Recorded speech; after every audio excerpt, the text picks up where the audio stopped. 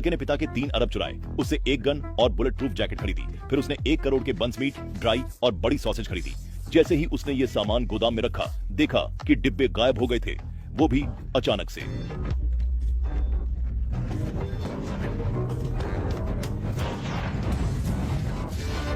हे भगवान, ये क्या हो रहा है? ये सब तो बहुत इंपॉर्टेंट चीजें हैं जिसे मैंने बड़ी मुश्किल से इकट्ठा किया था। प्लीज प्लीज इसे वापस लौटा दो प्लीज। ओ तेरी।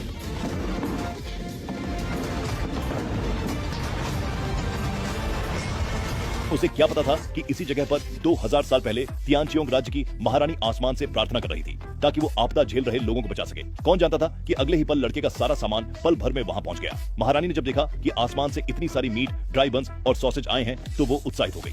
इन जीवन रक्षक सामानों को आपदा पीड़ित लोगों में बांटने के लिए लोगों को जमा किया। उसने खजाने से सोना, चांदी, मोती और रेशम आसमान को धन्यवाद देने के लिए चढ़ा दिया। मैं स्वर्ग की कृपा के लिए आभार व्यक्त करती हूँ। अब मैं सोना, चांदी और रत्नों को अर्पित करना चाहती हूँ और प्रार्थना करती हूँ कि स्वर्ग देव राज्य की रक्षा करें। उसे सच में एक बहुत बड़ा शानदार सरप्राइज मिला था। उसने सोना बाजार में बेच दिया और 3 अरब कमा लिए। वो घर लौटने ही वाला था कि कर्ज वसूलने वाला गुंडा उसकी फैक्ट्री में आ धमका और धमकी देने लगा कि अगर उसने उसकी 1 मिलियन वापस नहीं किए तो वो फैक्ट्री जला देगा।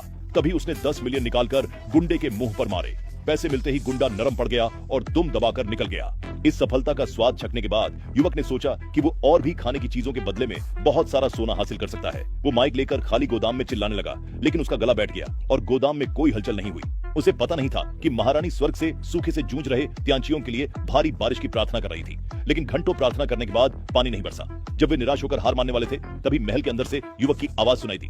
कौन है वहाँ? बोलो, जवाब दो।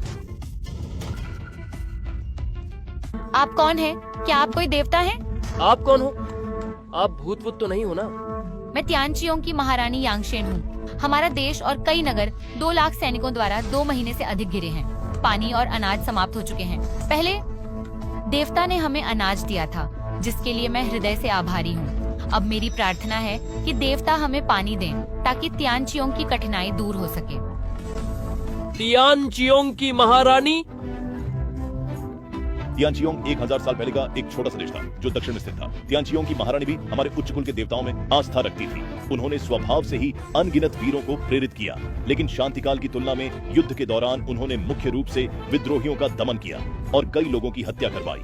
अंततः हान जाति के 20 लाख सैनिकों ने हमला किया, लेकिन अनगिनत क्रोधित सैनिकों ने लोगों को कुछ गुप्त रास्तों से तियानचियोंग में घुसा दिया, जिससे महारानी